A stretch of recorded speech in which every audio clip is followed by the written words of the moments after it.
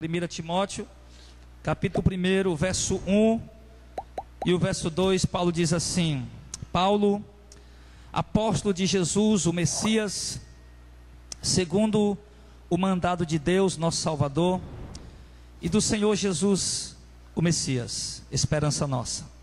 A Timóteo, meu verdadeiro filho na fé, graça, misericórdia e paz da parte de Deus, nosso Pai, e da parte de Cristo Jesus, o nosso Senhor. Quem era esse Timóteo e os motivos pelos quais Paulo escreveu essa carta? A segunda viagem missionária de Paulo, Paulo passou pela Cilícia, e ao passar pela Cilícia, por Listra, Paulo encontra uma família que tinha uma nacionalidade dividida, uma família, uma parte judaica, outra parte pagã, outra parte gentil. Uma parte, o pai de Timóteo, a sua mãe Timóteo era uma judia convertida ao cristianismo, e o seu pai era grego. Então Timóteo, ele era judeu, parte de mãe, e gentil, por parte de pai. E tanto é que Timóteo não era nem circuncidado de acordo com a lei, porque se Timóteo realmente fosse um judeu completo e morasse em Jerusalém, obrigatoriamente ele teria sido apresentado no templo ao 8º dia e teria sido circuncidado à ponta do prepúcio do seu membro masculino, que era essa a lei que Moisés havia estabelecido para a nação de Israel. Mas como era comum esses casamentos mistos que os judeus estavam contraindo, era comum em Jerusalém, mais ou menos, mas fora de Jerusalém, fora ali da cidade, da nação de Israel, isso era mais comum. Judeus se casar com gentios, isso era muito comum. E então acabavam nascendo filhos que era parte judeu e era parte gentil, que era esse o caso de Timóteo. E quando Paulo passou lá, nessa viagem, alguns acreditam que Timóteo tinha aproximadamente 13 anos de idade. 13 anos de idade. Outros acreditam que ele já tinha 19 anos de idade. Mas o certo é que Timóteo era muito jovem, muito jovem.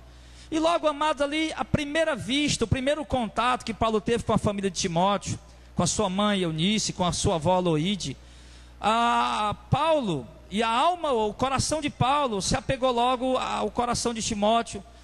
E Timóteo passou a ser um dos principais cooperadores do ministério do apóstolo Paulo. Só para você ter uma ideia, das 13 cartas que Paulo escreveu no Novo Testamento, as 13 cartas que Paulo escreveu, em 8 ele cita Timóteo em algum momento. E além das 8 cartas que Paulo cita Timóteo, ele ainda escreve mais 2 cartas endereçadas ao mesmo, a Timóteo. A primeira carta, não se sabe a data e nem o lugar onde Paulo estava quando escreveu, muito provavelmente na Macedônia, porque Paulo tinha sido preso em Roma, passou 2 anos preso em Roma, e após a sua prisão, ele saiu e acredita-se que ele foi para Macedônia. Isso é especulação. E lá da Macedônia ele escreve essa carta a Timóteo, que muito provavelmente estaria em Éfeso. E essa primeira carta foi antes do ano 65, antes de Cristo, antes do ano 65, não se sabe a data, mas foi antes do ano 65, porque a segunda carta foi por volta do ano 60 a 65 depois de Cristo. E nós vemos, irmãos, que Timóteo, ele era um companheiro fiel, ele era um amigo inseparável. Quando Paulo estava preso, Timóteo estava lá dando apoio a ele em alguns momentos, em outros Paulo enviava ele para missões, e ele também tinha que cuidar da obra, porque Timóteo, como disse, era um dos principais cooperadores de Paulo. Era um homem fiel, um amigo fiel, um ministro, um cooperador de altíssima confiança, e um jovem dotado de uma capacidade dada por Deus para conduzir a obra, para pastorear a igreja e até para consagrar pastores ao ministério. Era um homem realmente que recebeu da parte de Deus, por intermédio de Paulo, um ministério muito importante foi desenvolvido dentro da igreja primitiva. O primeiro grupo de pessoas que foram enviados pela igreja para evangelizar a Europa na época, Timóteo estava entre eles. Tão importante era, tão dedicado e tão usado era aquele jovem, que foi escolhido como um dos primeiros a ser enviados para evangelizar a Europa. Agora acredita-se que Timóteo está pastoreando a igreja de Éfeso, na Ásia Menor. E Timóteo está pastoreando ali aquela igreja, e ao mesmo tempo, além de pastorear, ele faz uma supervisão também nas igrejas, como um tipo de bispo, porque o presbitério, o pastorado, é aquele que exerce um ministério local. O presbítero, o pastor, é aquele que pastoreia uma igreja local. Já o bispo é aquele que supervisiona várias igrejas para observar como se conduz cada uma. E Timóteo estava exercendo os dois ministérios. Ele tanto pastoreava a igreja de Éfeso, acredita-se, como também ele supervisionava algumas igrejas. Agora, queridos, o que nós vamos ver nessa carta é que há um conteúdo muito explícito que demonstra uma preocupação expressa do apóstolo Paulo na organização da igreja. Parece que a igreja anda um pouco desorganizada. Parece que a igreja anda um pouco assim, meio que, sei lá, de qualquer jeito. E Paulo, ao ver essa situação e vê que ela é prejudicial, ele escreve essa carta para Timóteo, e ali ele orienta Timóteo, as atitudes que ele tem que tomar, as coisas que ele deve fazer, o comportamento que ele deve ter, e o tratamento que ele deve prestar para com os irmãos da igreja e para com a sociedade. Então, irmãos, olhando assim nessa síntese, nesse resumo rápido da carta de Paulo a Timóteo, nós vemos que é uma carta de muita importância para nós. Por quê, pastor Jadel? Porque nós temos, irmãos, hoje uma necessidade muito grande da igreja se organizar. A igreja precisa se organizar, os presbíteros precisam, os pastores precisam se organizar, o corpo de obreiro precisa se organizar. Cada um precisa entender melhor a sua posição, o seu cargo, o que tem que fazer dentro da obra. Porque se nós não entendemos, irmão, a nossa posição, o nosso cargo dentro da obra, as nossas responsabilidades, nossos compromissos dentro da obra, a obra vai acabar perecendo, vai acabar sofrendo com a nossa negligência. Então é importante que nós prestemos bem atenção no que nós vamos aprender nesses estudos que começam hoje e que virão a seguir. Amém, pessoal? Então nós vemos aqui Paulo se apresentando aqui, escrevendo para Timóteo, e Paulo se apresentando como um apóstolo de Jesus Cristo. E ele diz que ele é um apóstolo de Jesus Cristo, não por vontade própria, mas por mandado de Deus. Por mandado de Deus. Porque, irmãos, havia muitas pessoas que não estavam querendo aceitar o apostolado de Paulo. Porque para muitas pessoas, os apóstolos ali eram apenas os 11 que ficaram vivos, fora Judas que se suicidou, e Matias, que havia sido escolhido pela igreja naquele sorteio que foi feito lá em Jerusalém, depois da morte depois da ressurreição e ascensão do nosso Senhor. Mas agora Paulo vai caminhando rumo a Damasco, e Paulo vai caminhando ali para prender os cristãos, e Jesus se revela para ele.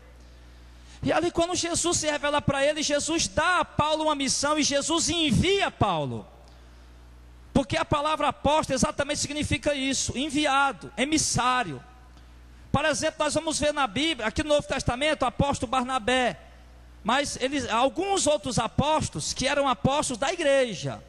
Mas havia uma diferença entre os apóstolos da igreja e os apóstolos de Cristo. Porque os apóstolos da igreja eram aqueles que eram enviados pela própria igreja.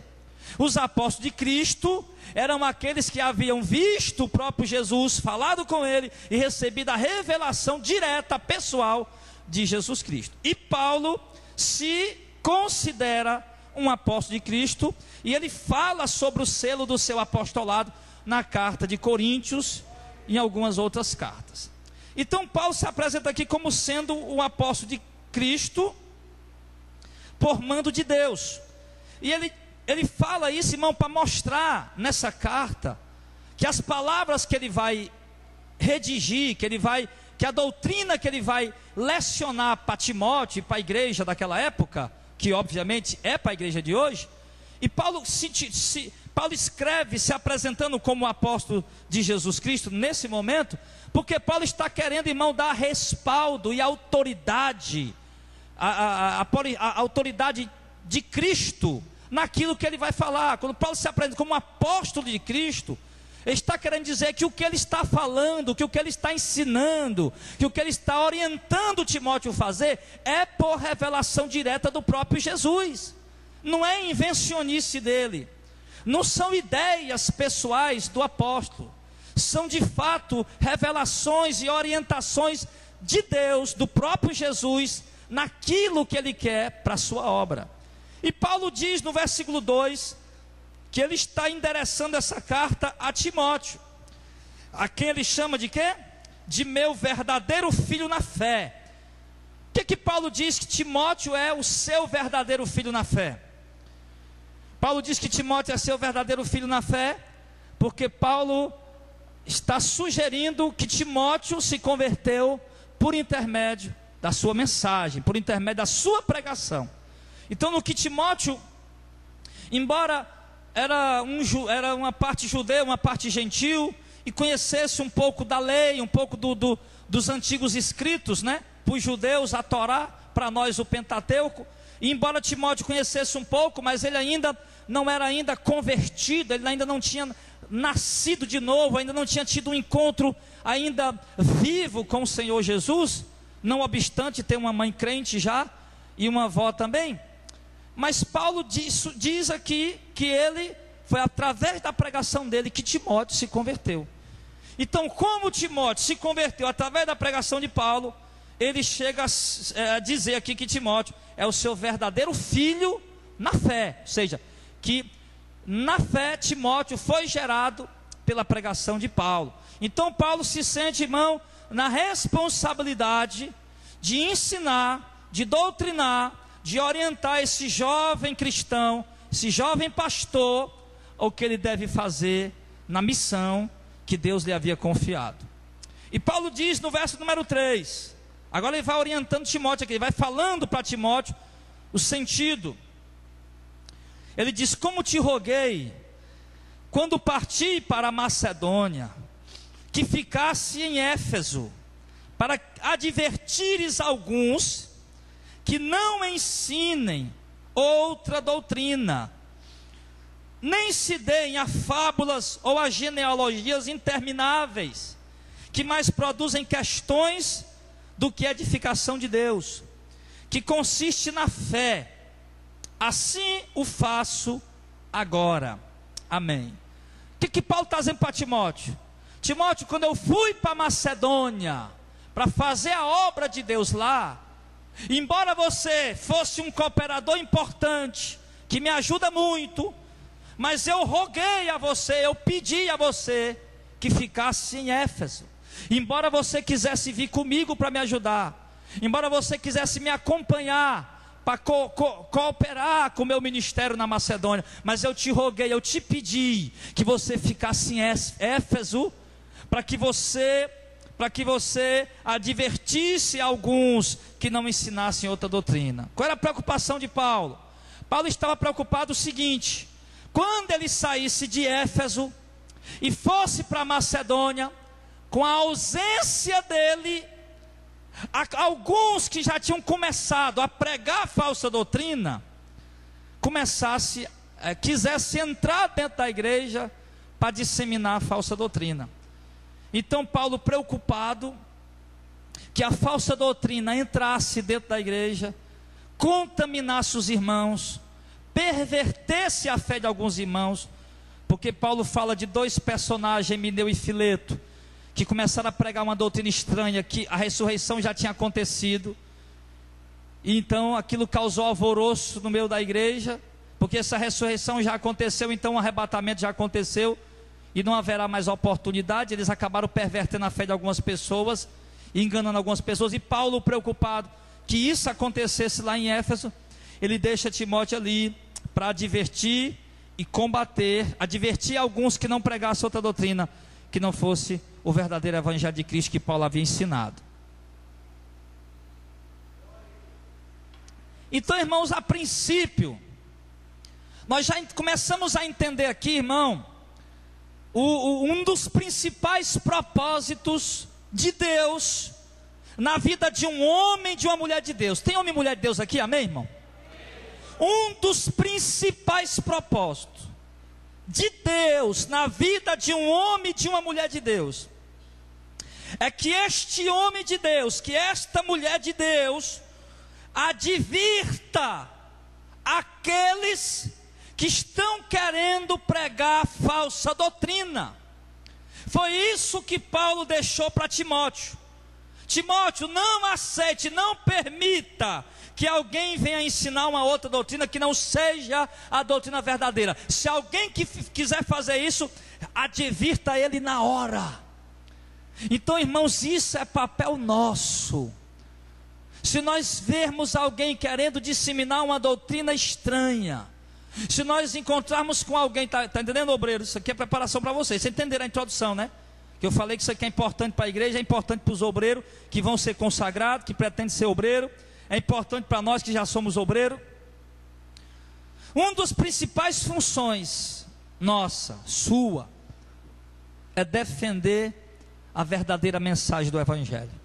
É não permitir, não aceitar em hipótese alguma a falsificação da verdadeira doutrina. Por que, pastor Jardel? Porque se a verdadeira doutrina for falsificada e alguém aprender uma doutrina falsificada, ele não poderá se salvar. Se a verdadeira doutrina for adulterada e alguém aprender a doutrina adulterada, ele não poderá se salvar. Porque o único que pode salvar é o evangelho único, puro, santo, genuíno e verdadeiro. Então é dever nosso, amém, obreiros, amém, igreja, advertir alguns que não ensinem outra doutrina. Nós temos que advertir com sabedoria, advertir com exortação, mas não podemos nos calar. Algumas pessoas têm pagado um preço alto por isso, por tentar advertir alguns que não ensinem falsas doutrinas. Tem pessoas, pregadores, sendo privados de pregar o Evangelho, porque não, na igreja que eles congregam, eles estão querendo pregar a verdade e a liderança lá não está aceitando. O negócio lá é campanha, é reteté, comércio, show e movimento. Só isso. E tem homens de Deus dentro de algumas igrejas querendo mostrar a verdade, e no momento que pregar a verdade já começaram a ser privado do púlpito e privado do microfone. E isso está acontecendo dentro da igreja hoje. Mas não é porque foi privado do púlpito e do microfone que o camarada vai se calar. Não. Nós devemos sim advertir que não se pregue outra doutrina. Isso é um dever nosso, isso é um papel nosso. Inclusive, algumas dessas pessoas têm se achegado aqui a este ministério, porque nós temos dado liberdade deles pregarem nas praças, nas ruas, a verdadeira doutrina. Quer pregar a verdadeira doutrina? Então você tem liberdade de pregar. Já tenho levado alguns até para as congregações para pregar. Quer pregar a verdadeira doutrina? Está aí. Vou lhe dar a oportunidade. Pregue. Pode pregar. Fique à vontade. Você vai ser um cooperador e vai nos ajudar. Deixa eu ver você. Agora, claro, se começar a deturpar também, a distorcer, aí também vai ser corrigido, vai ser ensinado, vai ser orientado, para que não venha fazer isso, se estiver fazendo por engano, para que venha corrigir. E se não corrigir, aí vai ser privado de pregar. Por quê? Porque o propósito aqui é exatamente esse, é defender o evangelho e pregar a verdade. Então não adianta misturar as coisas. Você já, por exemplo, já foi expulso do ministério, ou saiu do ministério, porque você estava querendo pregar a verdade, e lá só prega heresia, aí você agora vai chegar e querer pregar heresia aqui? Não. Se você está querendo a verdade, então nós estamos no mesmo barco e vamos trabalhar junto. Agora, se for para pregar heresia, não precisava você ter saído de lá, já que é heresia, mais uma heresia, então prega lá mesmo, onde você estava congregando. É isso? Então Paulo diz para Timóteo, e ele dá outro conselho aqui para nós, igreja, olha, que não se dê a fábulas ou a genealogias intermináveis, que mais produzem questões do que edificação de Deus, que consiste na fé assim o faça agora. Amém. Então o que Paulo está dizendo? Que normalmente algumas pessoas, elas se dão a fábulas. O que é fábula, irmão? Fábula é um mito, é uma ficção, é uma história inventada que alguém cria. Então havia dentro da igreja, parece que algumas pessoas, a vida da igreja, algumas pessoas se entregando a fábulas e a debates genealógicos, né? Fulano é filho de Cicrano e é da raiz de Beltrano. Não, você está enganado, não sei o que, babá. Então estavam tendo debates, discussões, irmão, infrutíferas, debates, discussões que não traziam proveito espiritual, debates e discussões que não traziam edificação para a igreja. Você está entendendo? Então Paulo está advertindo a nós, irmão, isso, que não adianta nós nos sentarmos para debatermos coisas que não trazem proveitos espirituais. Não adianta nós nos sentarmos para debatermos assuntos que não vão trazer edificação para a igreja. É isso que Paulo está dizendo. Tem gente perdendo tempo aí, Timóteo. Tem gente perdendo tempo se entregando a fábulas, a mitos, a lendas. Tem gente perdendo tempo debatendo genealogias intermináveis que nunca se acaba e só produz questões e contendas e não produz edificação de Deus. Então qual é o conselho para nós, igreja, que está trazendo nesse versículo de número 4? Que nós não devemos estar perdendo tempo com debates, com questões que não vão produzir edificação para ninguém. Que nós não devemos perder tempo, gastar o nosso precioso tempo em questões, em debates, em discussões acerca de assuntos que não vai trazer salvação, nem levar ninguém a conhecer a Deus. Nós temos que investir o nosso tempo e gastar o nosso tempo que seja dentro de assuntos importantes e de relevância para o nosso crescimento espiritual. Amém? Por exemplo, às vezes tem gente que vem me perguntar: pastor Radel, uma vez um irmão lá no interior perguntou: pastor Radel, quantos capítulos tem a Bíblia? Eu digo: eu sei lá, rapaz. E quantos versículos? Sei lá, eu faço nem ideia. Rapaz, você não sabe disso? Não sei não, meu irmão. O que é que isso aí vai me edificar em quê? Eu saber quantos capítulos tem a Bíblia, quantos versículos tem a Bíblia, isso aí vai me edificar em quê? Eu sei lá, nem sei, nem me importa para saber. Sei lá, se um dia eu ver aí, eu posso até ler, se eu lembrar eu falo. Se eu não me esquecer também, para mim tanto faz como tanto fez. Tem gente que está tão preocupado com coisas assim, irmão, e acaba de esquecer de se aprofundar na doutrina. Que adianta você saber que a Bíblia tem 66 livros, que o Antigo Testamento foi escrito no hebraico, que o Novo Testamento foi escrito no grego? O que é que ele vai saber disso? Nós temos que de fato mergulhar na doutrina, é conhecer a vontade de Deus, a palavra de Deus para a nossa vida. Então, irmãos, isso é que é importante. Não está disputando, debatendo coisas que não vão trazer edificação para nós.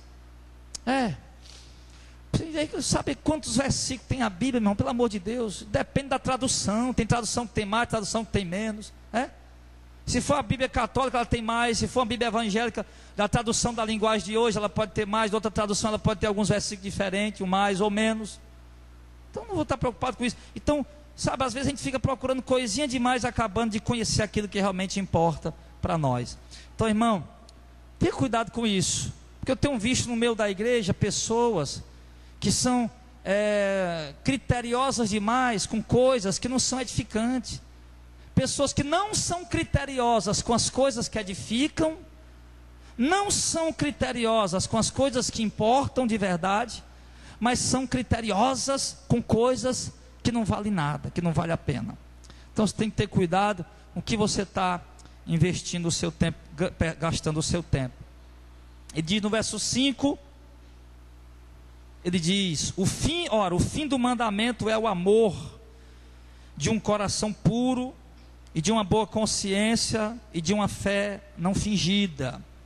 Paulo está dizendo que o fim do mandamento é o amor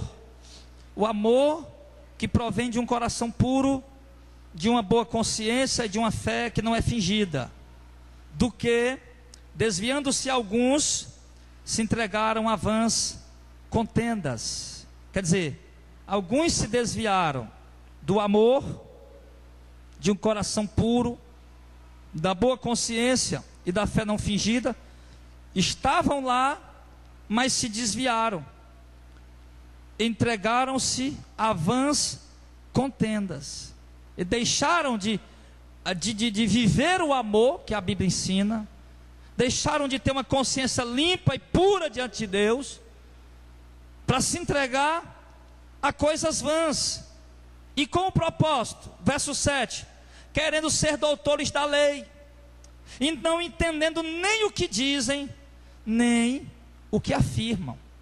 Quer dizer, homens que estavam dentro da verdade, que estavam dentro do caminho, que tinham entendido que agora o mandamento foi substituído pelo amor, como eu já ensinei aos irmãos várias vezes, a lei cerimonial, que era sacrifício de bodes, de ovelhas, de touros, de pombinhos, de cordeiros, aquele templo, né, que era chamada de a casa de Deus, aquele lugar santo onde só o sacerdote entrava, aqueles pães da proposição, aquele santo dos santos onde tinha a arca do concerto, toda aquela lei cerimonial, aquele ritual de culto foi abolido com a morte de Cristo. Todas as exigências de culto do Antigo Testamento, elas se cumpriram em Cristo. O fim da lei é Cristo. Cristo, não vim abrogar a lei, eu vim cumprir a lei. Então, todas as exigências ritualísticas do culto, foi tudo cumprido em Cristo. Cristo aboliu aquela lei cerimonial, aquela lei de culto. E quanto à lei moral, que era aquela lei social que tratava com as pessoas, que o Antigo Testamento dizia, ame os que te amam e aborreça os que te aborrecem. Se alguém ferir tua face, fere a dele também, é olho por olho, dente por dente. Se pegar uma prostituta, uma mulher casada em adultério, apedreja a mulher que está adulterando, apedreja o marido que está adulterando. Então essa lei também, essa lei moral, que também tinha sido dada, ela também foi substituída pelo amor. Ela foi substituída pelo amor. Por isso ele diz que o fim do mandamento é o amor, que agora a lei que nós vivemos é a lei do amor. E ele diz no verso 8: sabemos, porém, que a lei é boa, se alguém dela usar legitimamente.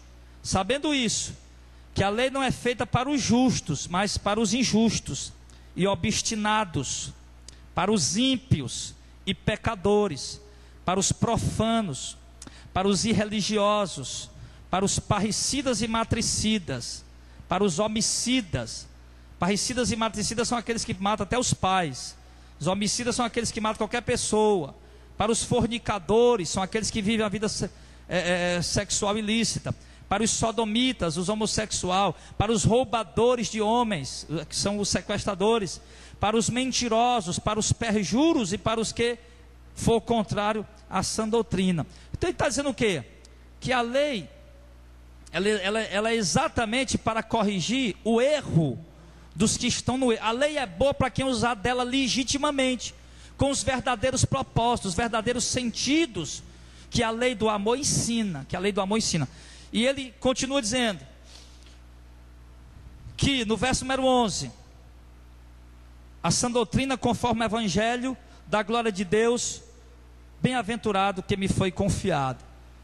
E dou graças ao que me tem confortado, a Jesus Cristo nosso Senhor, porque me teve por fiel, pondo-me no ministério, a mim que antes fui blasfemo e perseguidor e opressor, mas alcancei misericórdia, porque eu fiz ignorantemente na incredulidade.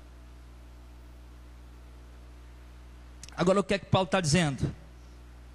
Paulo está dizendo o seguinte, que as pessoas que devem ser corrigidas, que devem ser repreendidas, que devem sofrer a pena da lei do amor que Deus criou, são as pessoas que não estão vivendo no amor de Deus.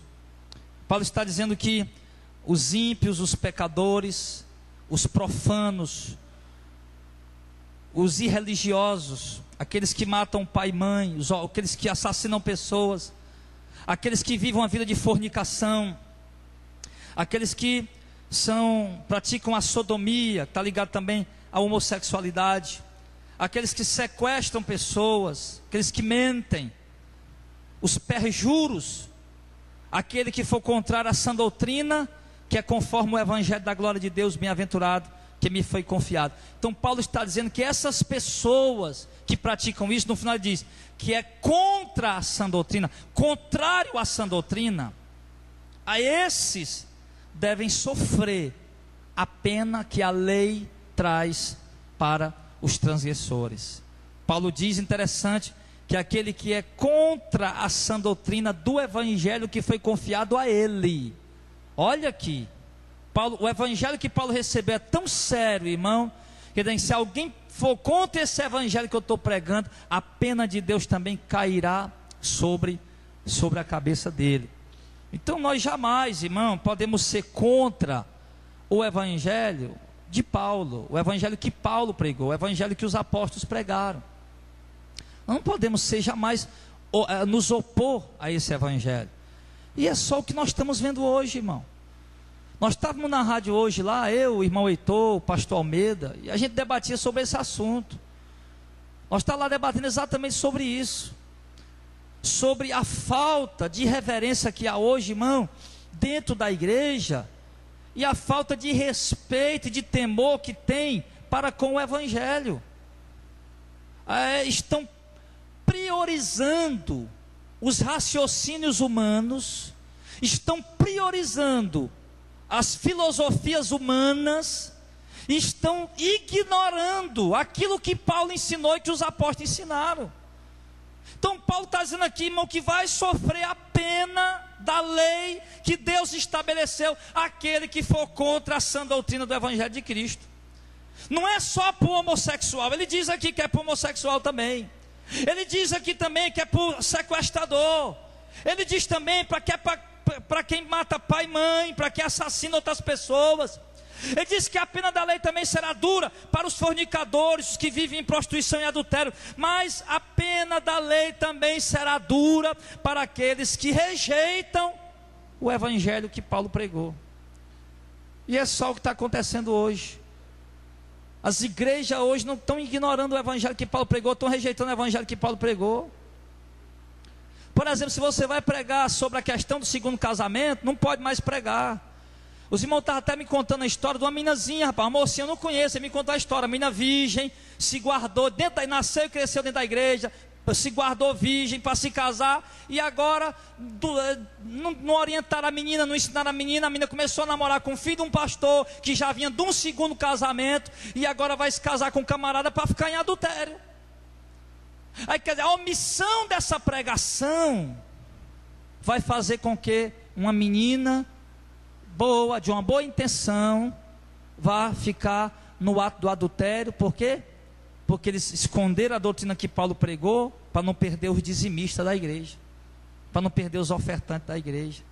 Irmão, eu vou dizer uma coisa para você: o homem pode estar no segundo ou no terceiro casamento, como tem vários irmãos entre nós que congregam aqui, são irmãos queridos e amados, mas se o coração dele realmente, mesmo estando no segundo ou no terceiro casamento, o coração dele é voltado para Deus, e tem um interesse mesmo de buscar Deus, de servir a Deus, e de uma esperança de que Deus faça algo por eles, meu irmão, ele jamais vai achar ruim ao ouvir a verdadeira doutrina.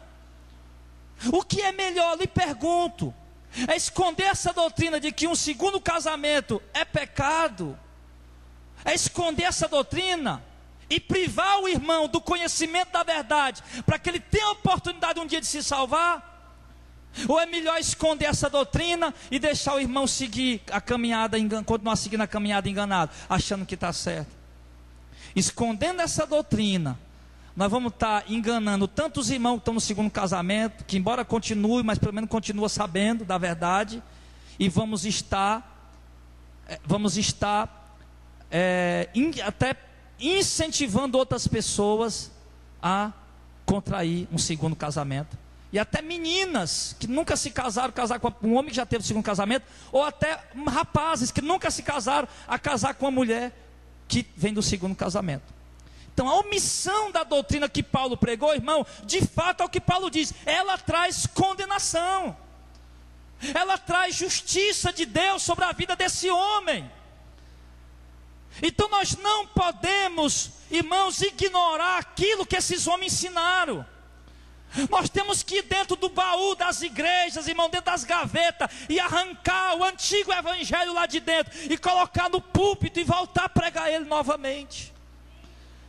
Nós temos que parar de ser omissos, covardes. Nós temos que voltar a pregar a essência desse verdadeiro evangelho que os apóstolos pregaram, porque ele está dizendo aqui, porque senão, se nós formos contrário à sã doutrina, que é conforme o evangelho de Cristo, que foi confiado aos apóstolos, nós sofreremos também a pena da lei, sofreremos também a condenação da lei.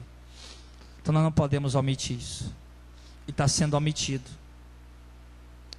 A igreja foi tomada por shows, a igreja foi tomada por campanhas, a igreja foi tomada por forró, por funk, por reggae. A igreja foi tomada por um mover chamado de mover pentecostal, um mover falso, um mover que não tem nada a ver com o mover do Espírito Santo. A igreja foi tomada por esses movimentos, e está todo mundo omisso, de bico calado, porque ninguém quer falar, porque não quer trazer dor de cabeça para cima de si. Então Paulo está dizendo, nós não podemos ser omissos àquilo que os apóstolos ensinaram. Então, é dever da igreja, é dever do verdadeiro cristão, ele defender o verdadeiro evangelho, e é dever nosso viver o evangelho, e é dever nosso tentar abrir os olhos daqueles que estão cegos, e repreender e exortar principalmente os próprios evangélicos e líderes evangélicos dessa nação. É um dever nosso. Por quê? Porque a pena está caindo sobre a cabeça deles, e cairá sobre a igreja que está seguindo a doutrina deles. E ele diz no verso 12, Paulo diz, eu dou graças a Deus que me tem confortado, eu dou graças ao Deus que me tem confortado, a Cristo Jesus nosso Senhor, porque me teve por fiel, pondo-me no ministério, a mim que antes fui blasfemo e perseguidor e opressor, mas alcancei misericórdia, porque eu fiz ignorantemente na incredulidade. O que Paulo está dizendo agora? Paulo está dizendo o quê?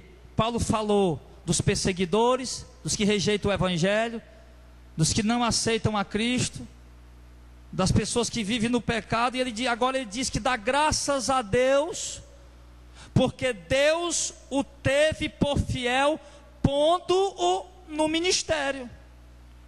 Ou seja, como foi que Deus escolheu Paulo?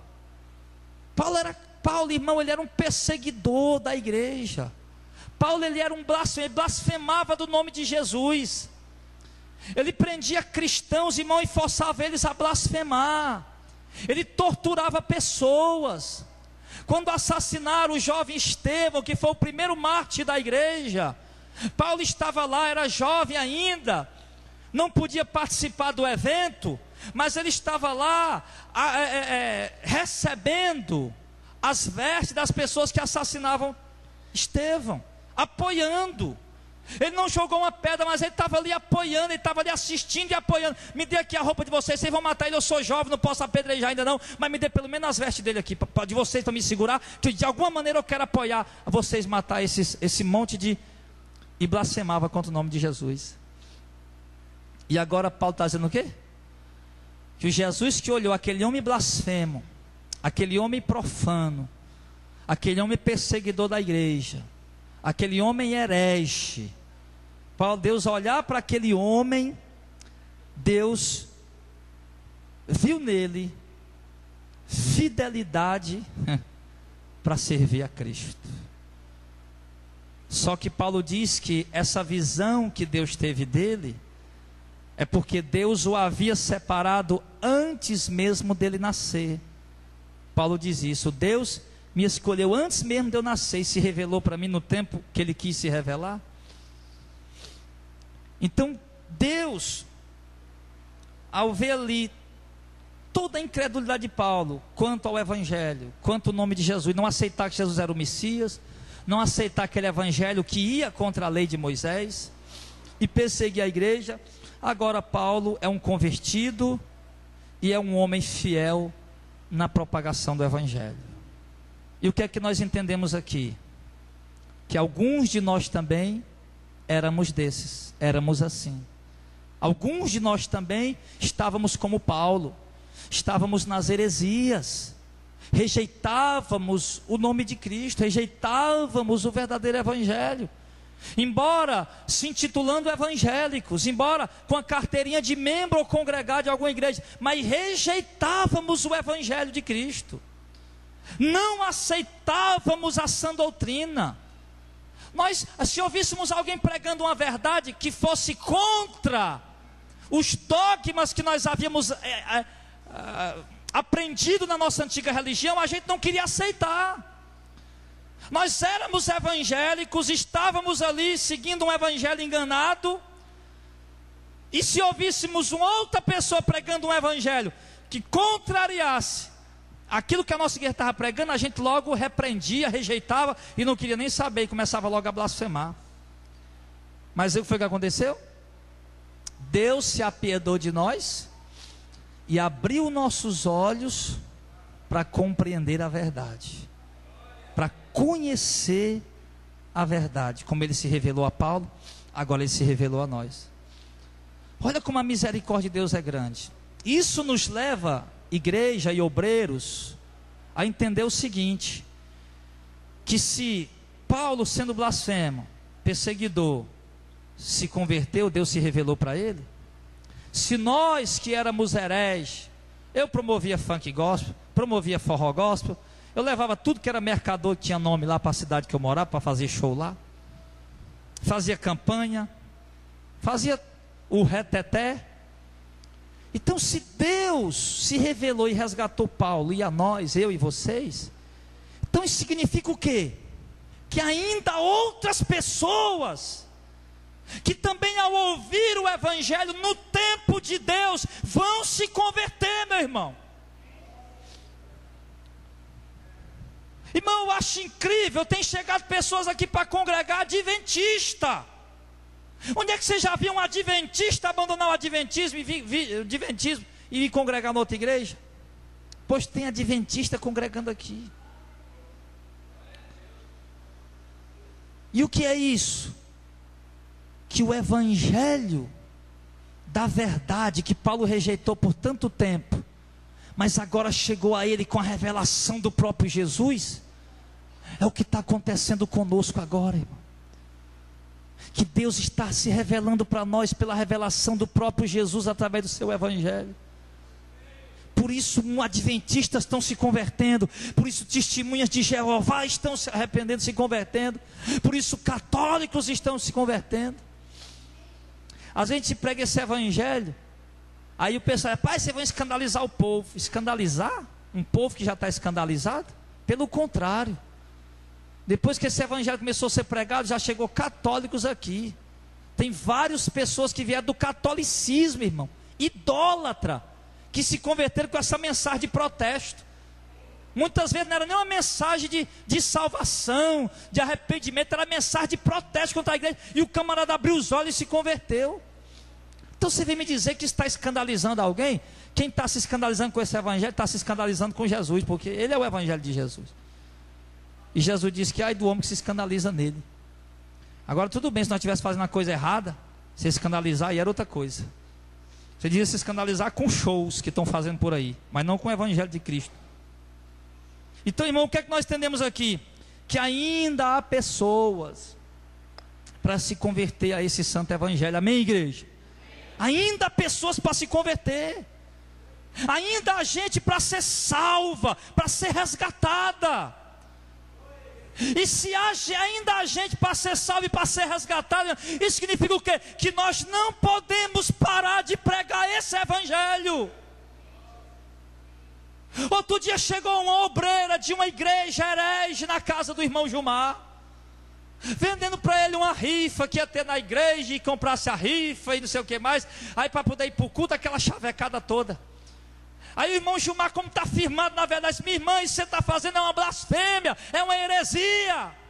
É isso o que, minha irmã? Está aqui a Bíblia diz, rapaz, isso aqui está errado.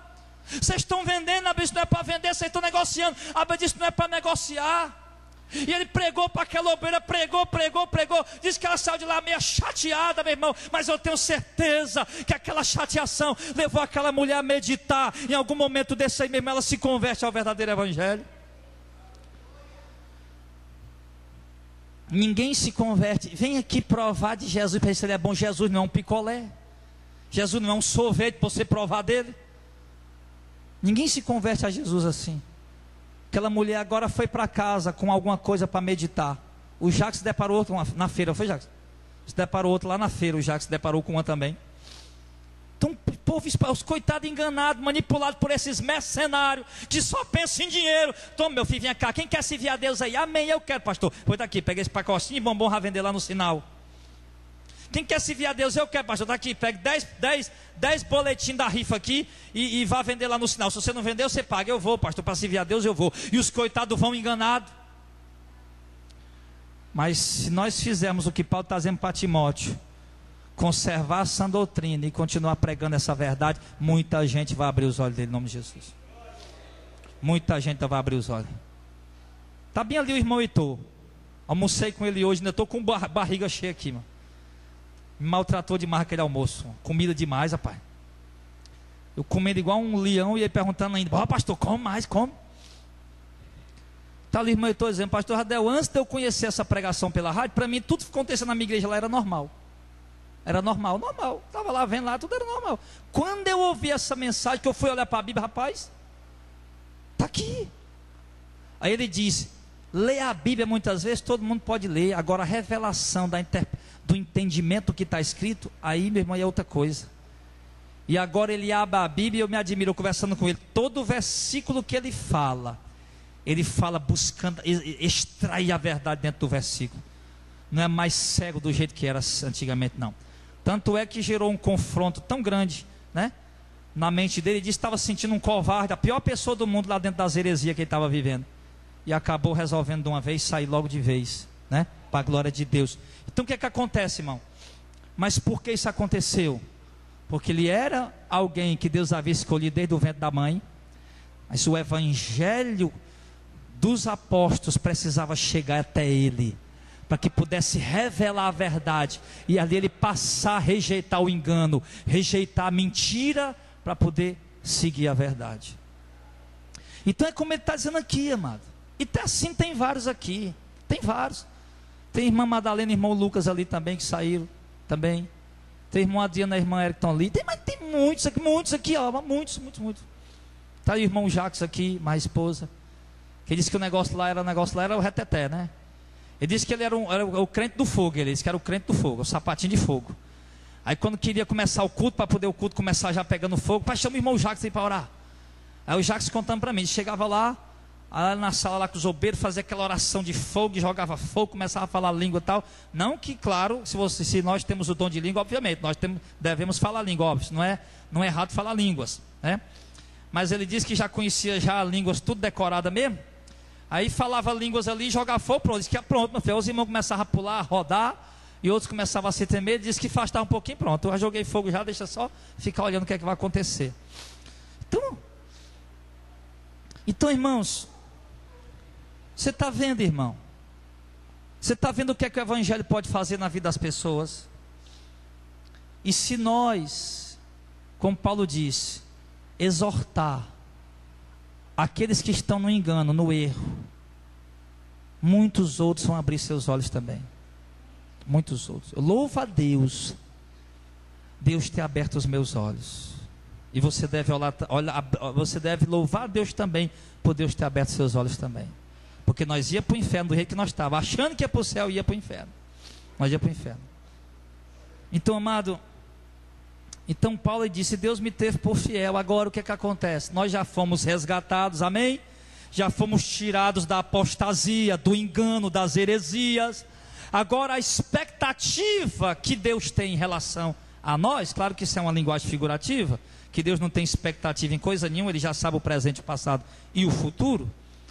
Mas a expectativa que Deus tem quanto à tua caminhada nesse verdadeiro evangelho agora, é que você seja também um homem e uma mulher fiel naquilo que você vai pregar, naquilo que você vai anunciar. Paulo diz: Deus me teve por fiel e revelou o evangelho a mim. Então Deus revelou esse evangelho a ti.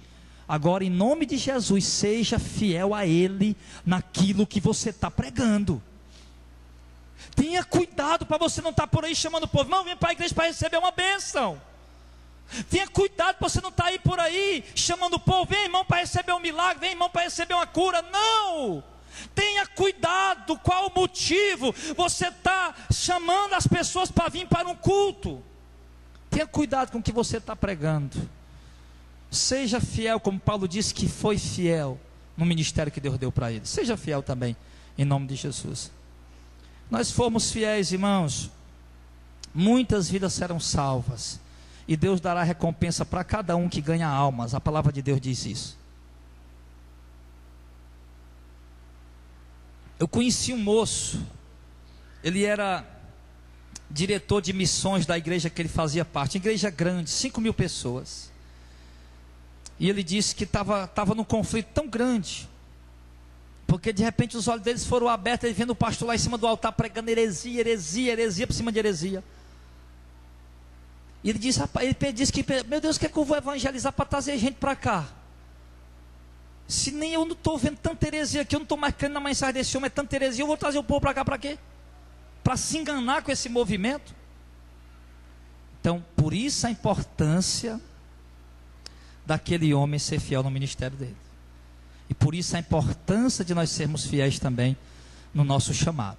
Amém, pessoal? Então, obreiros, sejam fiéis no seu chamado em nome de Jesus. Irmãos, igreja, sejam fiéis no seu chamado. E ele diz: e a graça, ele diz que perseguiu a igreja de Cristo na ignorância, né? No verso 14. E a graça de nosso Senhor superabundou com a fé e o amor que há em Jesus Cristo. Esta é uma palavra fiel e digna de toda a aceitação. Que Jesus Cristo veio ao mundo para salvar os pecadores, dos quais eu sou o principal. Oh glória! Mas por isso alcancei misericórdia, para que em mim, que sou o principal dos pecadores, Jesus Cristo mostrasse toda a sua longanimidade, para exemplo dos que haviam de crer nele para a vida eterna. Amém. O que Paulo está dizendo aqui, irmão? Paulo está dizendo que Jesus veio ao mundo para salvar os pecadores, dos quais ele diz ser o principal dos pecadores. Então, Jesus veio ao mundo para salvar os pecadores, e essa salvação de Jesus para com os pecadores, ela se manifesta através do Evangelho. O pecador só pode ser salvo através do Evangelho de Jesus Cristo, da sã doutrina, do genuíno Evangelho, do verdadeiro Evangelho. Aí sim essas pessoas poderão salvar. Então ele veio para salvar os pecadores, não apenas para criar uma religião, não para criar uma denominação. Jesus não veio para criar um clube para atrair multidões. Jesus veio para salvar pecadores. E é uma coisa que uma parte da igreja hoje não está entendendo. Uma parte da igreja hoje está achando que igreja não é só um clube legal, onde eu vou me reunir com pessoas bonitas, bem vestidas, cheirosas, onde a gente vai fazer uma festinha, uma coisa animada e vai ser legal. E tem gente achando que ser igreja é isso. E Paulo está dizendo que ser igreja, meu irmão, é refletir para o mundo aquilo que Jesus ensinou, para que o mundo possa se arrepender e ser salvo através da mensagem que Jesus pregou e nos mandou pregar. Então, se Jesus veio para salvar os pecadores, e os pecadores só podem ser salvos através da mensagem do Evangelho verdadeiro, então eu lhe pergunto, como é que as pessoas vão ser salvas se o Evangelho verdadeiro não está sendo pregado? Como é que as pessoas poderão ser salvas da condenação se elas não estão tendo a oportunidade de se converter ao Evangelho verdadeiro, se elas não estão ouvindo ele? Para que as pessoas possam ser salvas, elas precisam ouvir o Evangelho verdadeiro e se converter nele. Então esse papel, ele cabe a nós levar agora essa salvação para a nossa família, amém? Para os nossos pais, para os nossos irmãos de sangue, para os nossos tios, familiares, parentes. Eu sei que tem gente que é difícil para a gente pregar para eles, mas temos que pregar para eles não serem condenados, para eles poderem ter a oportunidade de ouvir a verdade do Evangelho. Então, ele diz, no verso de número... Paulo diz também, que ele é o principal dos pecadores, e para isso ele alcançou a misericórdia de Deus. Para quê? Para que nele, que é o principal dos pecadores, Jesus Cristo mostrasse toda a sua longanimidade. O que é isso? Para ficar por exemplo, para aqueles que crescem em Jesus. Ou seja, quando Jesus salvou Paulo, nem os próprios apóstolos acreditaram logo na conversão dele, de tão ruim que o homem era, de tão incrédulo, tão perseguidor da igreja que o homem era. Aí quando o povo viu que a conversão de Paulo era a verdadeira, aí o povo se alegrou em ver o tamanho da graça de Deus, até para com os piores pecadores. E isso aconteceu para quê? Paulo diz, para ficar exemplo para todos os pecadores, que há oportunidade de salvação para eles, desde que eles se arrependam dos seus pecados, creiam em Jesus Cristo e obedeçam o Evangelho. A conversão de Paulo serviu para esse exemplo. Ao ver, como é que pode, rapaz? O camarada desse, o maior perseguidor da igreja, agora se converteu, agora é crente. Como é que pode um negócio desse? E os irmãos, não, pai, vamos ver se esse negócio é sério mesmo, se não é estratégia dele para poder matar a gente. Ele deve ter armado com o Império Romano aí, para entrar no nosso meio, descobrir tudo, para depois matar nós tudinho. Vamos ter cuidado com esse homem. E de repente perceberam como estava dando era a vida pelo Evangelho, já estava apanhando pelo nome de Jesus, sendo apedrejado. Aí o povo creu na conversão dele. E quando o povo creu na conversão dele, o povo viu o tamanho da graça de Deus para com o pecador depravado. Então, amado, isso ficou por exemplo para aqueles que hão de crer em Jesus para a vida eterna. Ou seja, se as pessoas, o pior incrédulo, o padre, o papa, o muçulmano, o líder do grupo radical islâmico, pior incrédulo, ao ouvir este evangelho, ele corre um risco muito sério de crer nele, se converter a ele e ser salvo. Então há uma possibilidade muito grande dele crer, se converter e ser salvo. Agora, enquanto o povo estiver ouvindo o evangelho do Valdemiro Santiago, o evangelho do Edir Macedo, o evangelho desses camaradas que estão pregando por aí, aí, meu irmão, eu vou dizer, vai ser difícil o povo se converter. Mas se esse evangelho que Paulo ouviu chegar até eles, assim como Paulo se converteu, eles também poderão se converter. Aí Paulo vai aqui e faz aqui uma oração. Ele diz aqui no verso 17, um louvor, né, que Paulo canta. Ora, ao Rei dos séculos, imortal, invisível, ao único Deus, seja honra e glória para todo sempre. Amém. O que eu estou dizendo? Ao Rei dos séculos, ou seja, aquele que reina em todas as gerações, todos os séculos. Até mesmo quando você não existia, Deus já reinava na eternidade. Até mesmo quando tudo se acabar, Deus continuará reinando na eternidade. O Rei dos séculos, invisível, que ninguém pode vê-lo agora, mas real.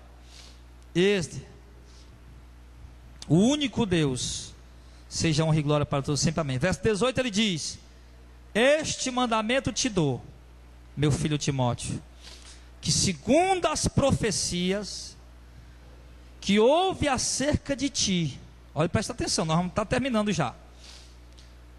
Este mandamento te dou, meu filho Timóteo, que segundo as profecias que houve acerca de ti, milites por ela boa milícia, conservando a fé e a boa consciência, rejeitando a qual alguns fizeram naufrágio na fé.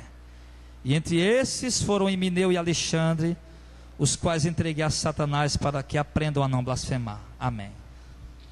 Irmão, olha o que Paulo está dizendo agora. Isso aqui, irmão, que nós estamos vendo, é apenas o primeiro capítulo do livro. Depois ele vai trazer conselhos para as mulheres cristãs, conselhos, capítulo 3, muito importante para os obreiros, para todos nós. Ele vai trazer conselho para os bispos, para os diáconos, para os obreiros da causa do Senhor. Depois vai falar das apostasias. Então é importante a gente a gente de fato buscar participar dos cultos, para poder a gente aprender o demais conteúdo da carta. Mas ele termina dizendo o seguinte para Timóteo, primeiro capítulo: que esse mandamento te dou, meu filho Timóteo, segundo as profecias que houve acerca de ti, que milites por ela boa milícia. Então, amado, quer dizer, Paulo de Timóteo, houve profecias a respeito do teu chamado. Houve profecias. Eu estou lhe dizendo que lute pelo cumprimento dessas profecias, que milite por elas uma boa milícia. Que é isso? Timóteo, você sabe que há um chamado na sua vida. Você sabe disso. E aqui, irmão, para vocês, Timóteo, Paulo diz: Timóteo, tu sabe das profecias que foram entregues a teu respeito, da obra que Deus ia fazer por teu intermédio, como Deus ia te usar. Agora você lute por esse chamado, lute uma milícia santa, uma luta justa, fiel na presença do Senhor. Isso quer dizer para você, irmão, você que é obreiro, você que tem um chamado a ser obreiro, você sabe do seu chamado, você sabe no seu coração que Deus tem para ti, que Deus quer te usar. Não adianta você querer abandonar o seu chamado. Não adianta você querer empendurar, como diz na linguagem do mundo, a chuteira. Ainda não terminou. Ainda há muita obra para fazer, ainda há muito trabalho para realizar. Então, amado, não podemos nos acomodar. E Paulo está dizendo: Timóteo, não se acomoda não, Timóteo. Tu tem profecia a respeito do teu chamado. Então tu tem que lutar pela obra que Deus entregou nas tuas mãos. Eu não sei o que Deus entregou na tua mão, irmão. O teu chamado. Se Deus tem te falado contigo para ser um pregador, se queima no teu coração para ser um pregador. Se queima no teu coração para ser um evangelista, um missionário. Se queima no teu coração para ser um pastor, um apacentador de ovelhas. Se queima no teu coração para ser um obreiro, alguém que vai servir na causa do Senhor. Eu não sei qual é o teu chamado. Se o teu chamado é mesmo lá dentro da tua casa, se você está na igreja, mas Deus te chamou para ganhar alma lá dentro do teu trabalho, e você trabalha num canto, trabalha no outro, e lá você sente que Deus quer te usar lá, quer que você ganhe vidas ali, quer que você resgate vidas ali. Ou se Deus lhe chamou para estar como alguns irmãos aqui, né? Deus lhe chamou para estar uma vez por semana dentro de um terminal, sozinho mesmo. Se Deus lhe chamou para estar uma vez na semana dentro de um hospital, visitando, impondo as mãos sobre os enfermos, levando para eles a palavra de salvação, de arrependimento, de vida eterna, de esperança. Eu não sei, mas Paulo disse: Timóteo, tem um chamado, luta por ele. Então, irmão, tem um chamado, lute por ele em nome de Jesus. Às vezes o que acontece? Pessoas saem do ministério, aí vão para outro, e quando chega no outro, alguns acabam: não, vou ficar aqui no banco sentadinho quieto. Não é isso que Deus quer para você. Se Deus tem um chamado, se Deus te deu um ministério, é para ele ser exercido. Amém? Se Deus te entregou dons, se Deus te entregou a autoridade do Espírito Santo para você exercer. Você é um evangelista, então abra a boca e pregue. Se você é um missionário, então vai, faça missões em casa, na vizinhança, nas escolas, nos hospitais, nos terminais, enfim. Que Deus te dê um chamado. Milita uma boa milícia por ele.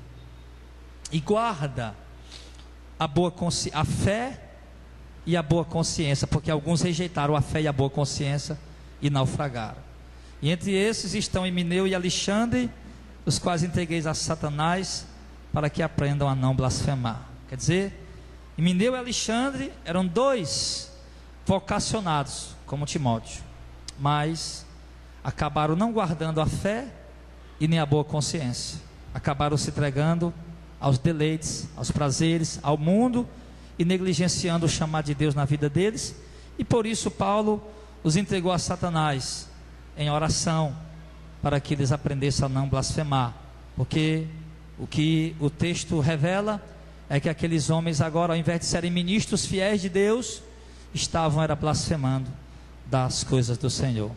Então, amado, não vamos cair nesse erro. Vamos exercer o nosso chamado, vamos exercer o nosso ministério. em nome de Jesus. Vamos falar de Jesus, vamos falar do Evangelho. Não é obrigado você estar no púlpito para falar disso, não é obrigado você ser consagrado a um pastor, a um diácono, a um evangelista para falar. Você pode falar hoje, você pode falar amanhã, mesmo sem ter a consagração. É simplesmente você abrir a sua boca e falar as verdadeiras palavras do Senhor. Então isso que Paulo encerra, esse capítulo 1 de Timóteo, e nós encerramos também, deixando para a igreja essa primeira advertência, esse primeiro estudo e essa primeira exortação para a igreja, que nós possamos sair daqui nessa convicção. Eu quero ser um obreiro para quê? Vocês obreiros, querem ser obreiro para quê? Quero ser obreiro para servir, quero ser obreiro para trabalhar, quero ser obreiro para estar no campo, estar na obra, para me envolver com o trabalho, me envolver. Quero ser obreiro para, de fato, fazer a obra do Senhor. Então, se é para isso, meu irmão, regaça suas mangas e começa a trabalhar na obra do Senhor. Não espere por amanhã, não espere por óleo na cabeça. Vá para o campo e trabalhe em nome de Jesus, amém?